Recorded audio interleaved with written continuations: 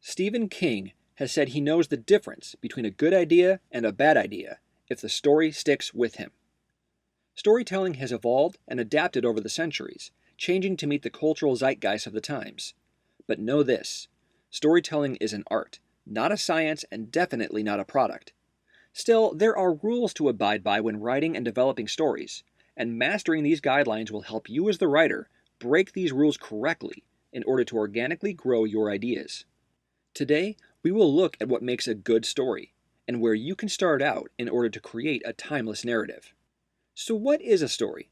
Why do we tell them? Newer writers define a story as a plot, but there is a major difference between the two. E.M. Forster described the difference in the following narrative. The king died and then the queen died. That's a story. The king died and then the queen died of grief. That's a plot.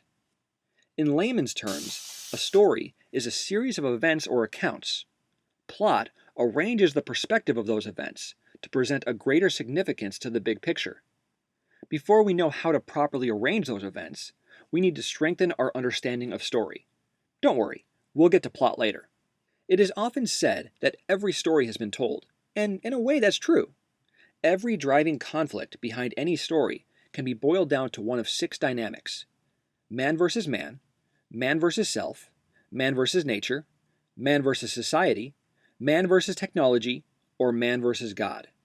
This is as basic as we can get in the description of any one story, but as details and characters and settings and themes get added to the conflict, a specific picture begins to take hold, like a mosaic.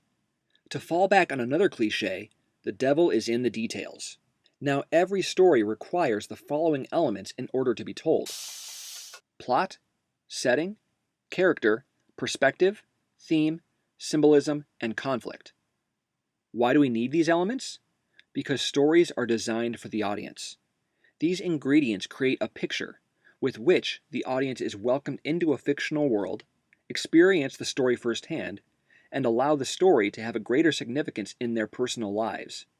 Just like Stephen King, you know the story is good if it sticks with you.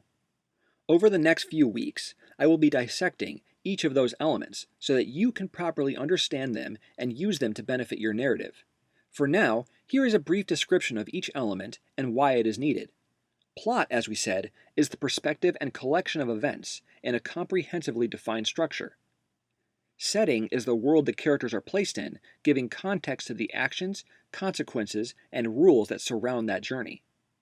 The characters are the players within the story, whose journeys, actions, and decisions directly affect the plot and, by extension, our understanding of the greater thematic picture. Perspective is based upon the narrator, or character chosen to tell the story. This perspective can be flawed, false, or called into question, creating twists and turns in the story for both the ensuing characters and the audience. Theme is an important factor that creates the significance of the story, allowing a fictional world to mask as a reflection of our own. Theme is what the audience is meant to take away after the story is complete. Symbolism is the visual representation of that theme, as a sort of tool or motif, arguing the basis of the greater themes. Finally, conflict is the driving force of the story. We as the audience can see how characters react when faced with certain conflicts, causing us to wonder how we would react ourselves. All these elements create connections between the audience and the world, the characters, and the narrative. The strength of this connection will determine the effectiveness of the story. But you're wondering what makes a good story versus a bad one. Even bad stories have all these elements after all. We all know of stories with concepts that sounded quite promising, even intriguing. However, the execution ultimately fell flat. Honestly, what separates good stories from bad ones is determined by its details. A writer who knows how to tell a story and has mastered the key elements can take a contrived tale and present it with new, exciting flair. Hollywood has gotten a rap in recent years for churning out remakes, reboots, and franchise films for cash grabs, but these endeavors are not bad on their own. John Carpenter's The Thing is itself a remake, and a masterpiece in its own right.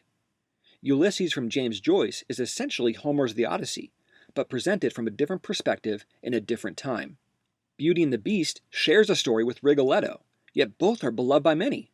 What matters is that the story you're telling has a unique, fresh vision, which is created through nuance and is carefully developed over time. The story needs emotional drive for the audience to be invested, prompted by the playing characters involved.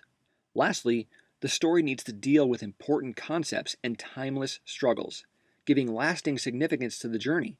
The Adventures of Huckleberry Finn is a unique tale of a poor southern boy traveling up the Mississippi River with a runaway slave. But the narrative tackles important timeless themes like race, abuse, change, knowledge, and morality. The stories that stick with cultures always deal with themes beyond the scope of the narrative itself. Just know, we're merely scratching the surface and looking at all these elements in their most basic forms. The next few videos will break down these elements and, like a great story, the bigger picture will begin to take form. All journeys start somewhere, and this is the beginning of your story. Don't forget to like and subscribe. Next week, we start a lesson on thematic principles and subject matter.